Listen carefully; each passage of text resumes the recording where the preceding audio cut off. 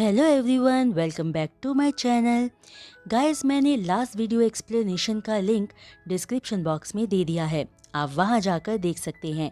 तो आइए आगे का एक्सप्लेनेशन शुरू करते हैं। लास्ट पार्ट में हमने देखा था कि यीबो को जान की स्पेशल कंडीशन के बारे में पता लगता है और दूसरी तरफ वो पैंग कॉरपोरेशन के कोलैबोरेशन मीटिंग में मिस्टर पैंग चोये से भी मिलते हैं, जिसे मिलकर यीबो को बिल्कुल अच्छा नहीं लगता क्योंकि वो जान में इंटरेस्टेड लग रहा था। फिर चोये उनके कोलैबोरेशन के सक्सेसफुल साइन अप के बाद जान को लंच के लिए पूछता है और जान भी मान जाता है, जिसे सुनकर यीबो गुस्से में वहां से बिना कुछ कहे चला जाता है। जान और चूये लंच के लिए जाते हैं और बातों बातों में एक दूसरे के दोस्त बन जाते हैं। चूये एक अच्छा इंसान था, वो जान के साथ बहुत हंसी मजाक करता है, जिससे वो दोनों खूब हंसते हैं। वो आपस में अपना वीचैट अकाउंट भी शेयर करते हैं। वही रात को यीबो अपना काम फिनिश करके जब घर लौटता है तो उसे जान किसी से फोन पर बातें करते हुआ मिलता है। वो बातें करते हुए हंस रहा था। तुम किसके साथ बात कर रहे हो जान? यीबो कोल्ड वॉइस में पूछता है। यीबो की आवाज सुनकर जान पलटता है और फोन कट करते हुए यीबो के पास आता है और कहता है, तुम आ गए? मैं वो चूये से बात कर रहा था। तुम दोनों इस टाइम क्या बात कर रहे थे? यीबो पूछता है। तुम्हें इससे क्या लेना देना कि हम क्या बातें कर रहे थे? वैसे भी आज लंच में हम बिजनेस डिस्कस कर रहे थे और बातों बातों में हम दोस्त बन गए, तो हम इधर उधर की बातें ही कर रहे थे। जान बहुत कैजुअली ये बोलता है। तुम उसके दोस्त कैसे बन सकते हो?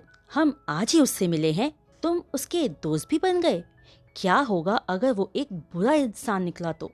यीबो कहता है, वो एक अच्छा इंसान है और मैं किससे दोस्ती करता हूँ और किससे नहीं, इस बात से तुम्हारा क्या लेना देना यीबो? जान थोड़ा इरिटेट होते हुए बोलता है। मुझे तुम्हारी फिक्र है, यीबो कहता है। तुम्हें कब से मेरी फिक्र होने लगी? जान पूछता है। जब इसके आगे यीबो कुछ नहीं कह पाता तो जान आगे कहता है, एनीवे, डिनर रेडी है, तुम जाओ और चेंज करके डिनर कर लेना सोने से पहले। मैं अब सोने जा रहा हूँ, गुड नाइट। ये कहकर जान अपने कमरे में चला जाता है, यीबो को लिविंग रूम में अकेला छोड़कर। जान ये समझ नहीं पा रहा था कि यीबो आज इतना अजीब बिहेव क्यों कर रहा है। वो आज देख पाया था कि यीबो को चूये पसंद नहीं आया था। ऐसे कई सवालों के जवाब सोचते सोचते जान सो जाता है। वहीं दूसरी तरफ यीबो सोचता है कि जान सही कह रहा था कि मुझे कोई मतलब नहीं होना चाहिए, ये जान की लाइफ है और वो कौन होता है उसे रोकने वाला। लेकिन वो खुद को बेचैन होने से नहीं रोक पाता जब भी वो याद करता है कि जान कैसे चूये से बात करते हुए हंस रहा था। जान ऐसे ही सेम मेरे साथ हंसा करता था जब हम यूनिवर्सिटी में थे। ये सोचते ही यीबो को अपने दिल में एक पेन सा फील होता है। वो नहाकर डिनर फिनिश करता है, फिर अपने कमरे में सोने जाता है, लेकिन वो सो नहीं पा रहा था क्योंकि 2 रातें जान के साथ सोने के बाद वो जान को अपने पास मिस कर रहा था। वो अपनी और जान की दोस्ती के बारे में सोचते हुए सो जाता है। वोंग, शाओ और पेंग कॉरपोरेशन के कोलैबोरेशन को अब 2 हफ्ते हो चुके थे और तब से ही वो सभी शाओ कॉरपोरेशन में उस प्रोजेक्ट पर काम कर रहे थे। इस बीच जान और चोये एक दूसरे के बहुत क्लोज आ गए थे। वो ज़्यादातर टाइम एक दूसरे के साथ बिताते थे। वो जब भी बोर होते थे या उनके पास फ्री टाइम होता था, वो क्लब भी जाया करते थे। जान को चूये की कंपनी बहुत अच्छी लगने लगी थी क्योंकि वो बहुत हंसी मजाक किया करता था। वहीं दूसरी ओर यीबो को उनकी क्लोजनेस बिल्कुल पसंद नहीं आ रही थी। यीबो बहुत जेलस फील करता था जब भी चूये जान को कैजुअली टच करता था या उसका हाथ पकड़ता था। उसका तो खून उबलने लगता था जब कभी चूये जान को गले लगा लिया करता था, और तो और उसका गुस्सा ज्वालामुखी बन जाता था जब कभी जान भी चूये के हक को रिस्पॉन्स करता था। जान के लिए दोस्त के साथ ऐसा करना नॉर्मल सी बात थी, लेकिन यीबो को दिख रहा था कि चूये की दोस्ती जान के लिए दोस्ती नहीं कुछ और है, जो यीबो चूये की आंखों में साफ देख पाता था। वो जान के लिए बहुत कंसर्न फील करने लगा था और यीबो को ये रियलाइज़ भी हो चुका था कि वो जान से सच में प्यार करने लगा है, जो वो कभी होने देना नहीं चाहता था। एक दिन जान और चूये लंच करते हुए बातें कर रहे थे, तभी यीबो भी उन्हें ज्वाइन करता है। मिस्टर वोंग, क्या आप गे हो? चूये पता नहीं कहाँ से पर अचानक ये सवाल यीबो से पूछ लेता है, जिस पर यीबो कहता है, नहीं, मैं गे नहीं हूँ। पर मुझे लगा कि तुम गे हो। चूये अपने मुंह में ही ये बड़बड़ाता है, लेकिन उसकी ये बात जान और यीबो दोनों सुन लेते हैं। दरअसल चूये ने कई बार काम के दौरान यीबो को जान को घूरते हुए देखा था और उसे ये एहसास भी हुआ था कि यीबो को जान से उसकी दोस्ती पसंद नहीं है। इसलिए उसके मन में ये सवाल आया था कि शायद यीबो भी जान को पसंद करता है। यीबो अपनी चॉपस्टिक्स नीचे रखते हुए चूये को घूर कर देखते हुए कोल्ड वॉइस में पूछता है, तुम्हें ऐसा क्यों लगा? चूये यीबो के सवाल से थोड़ा घबरा जाता है और उसके सवाल को अवॉइड करने के चक्कर में वो नर्वसली जान से पूछता है, ओह वो अच्छा जान, वैसे तुम्हारा सेक्सुअल ओरिएंटेशन क्या है?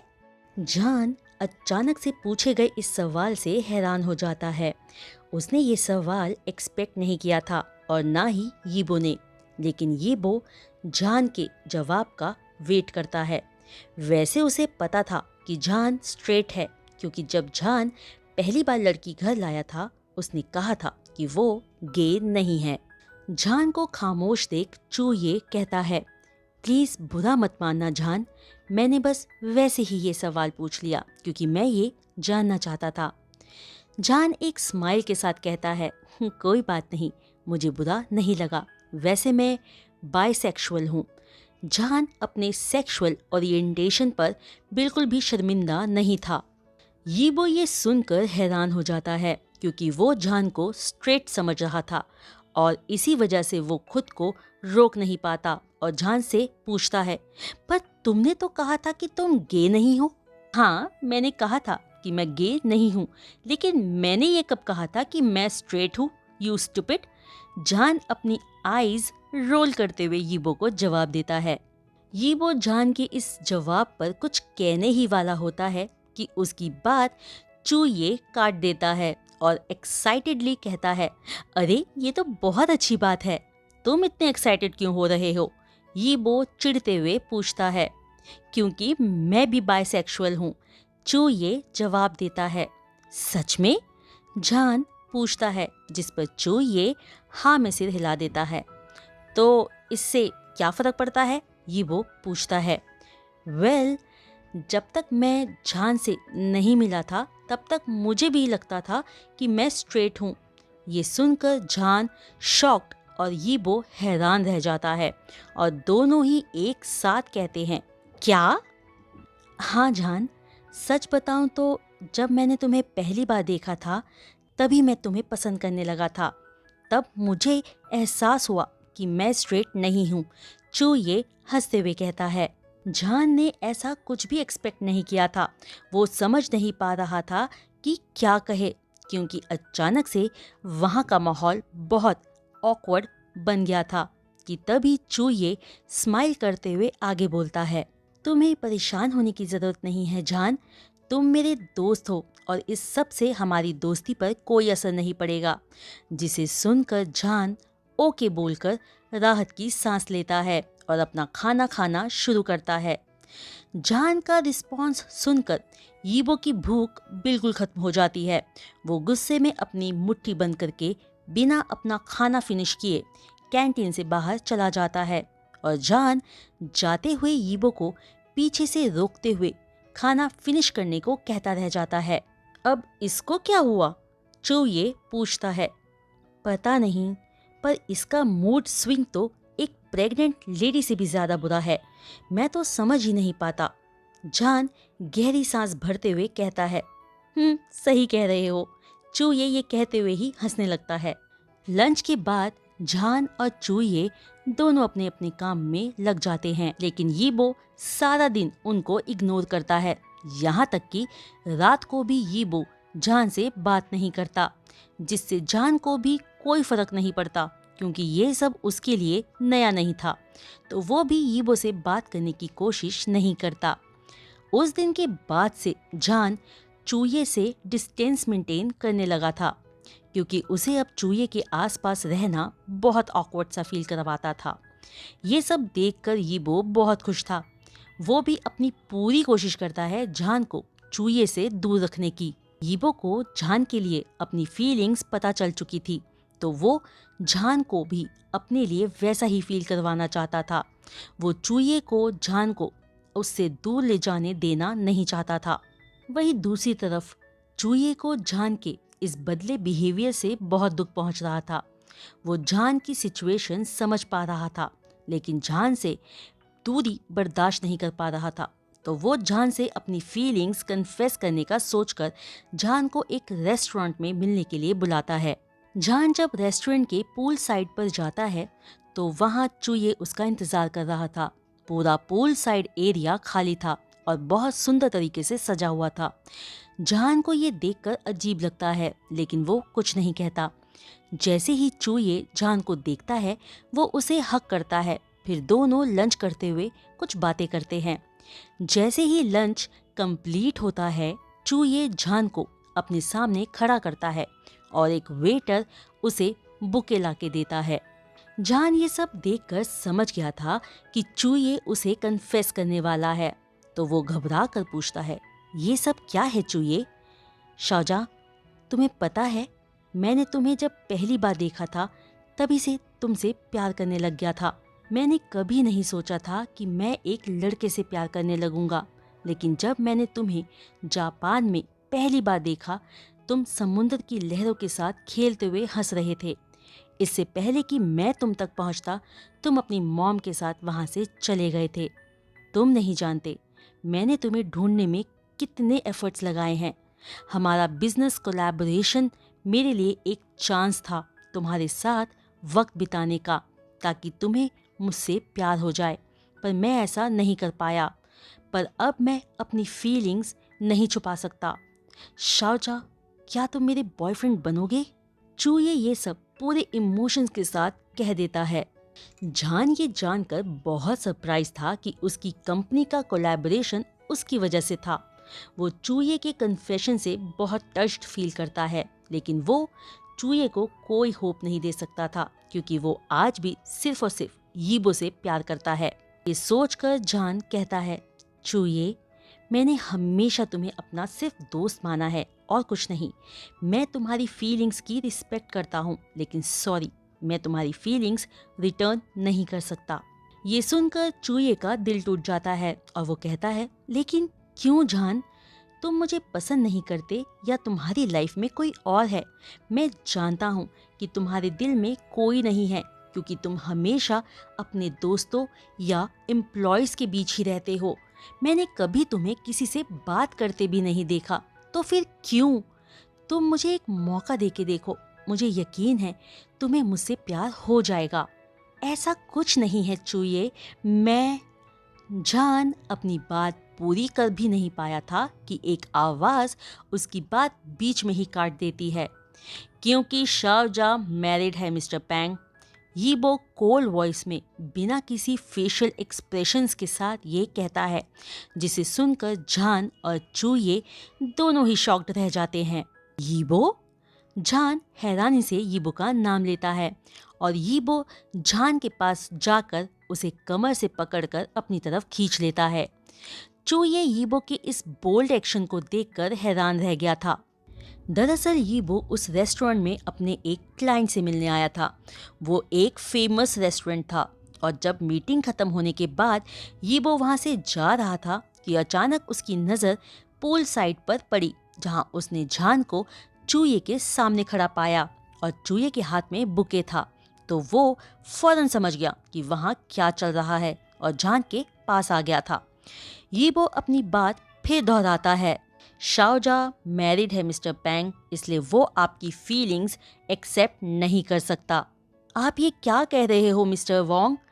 और आपने जान को इस तरह क्यों पकड़ा हुआ है? चूये कोल्ड वॉइस में कहता है। क्योंकि मैं उसका हस्बैंड हूँ पैंग चोए, यीबो अपने दांत पीसते हुए कहता है।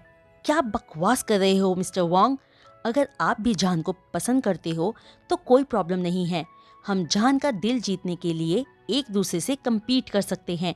मुझे यकीन है मैं ही जीतूंगा, चू ये एक कॉन्फिडेंस के साथ कहता है। जान कोई चीज़ नहीं है मिस्टर पैंग जिसके लिए हम एक दूसरे से कम्पीट करेंगे। और जहाँ तक जीतने की बात है तो मैं ऑलरेडी जीत चुका हूँ क्योंकि हम दोनों मैरिड हैं। यीबो एक जीत वाली स्मग के साथ ये कहता है। Oh really? अगर ऐसा है तो आपकी वेडिंग रिंग्स कहाँ हैं?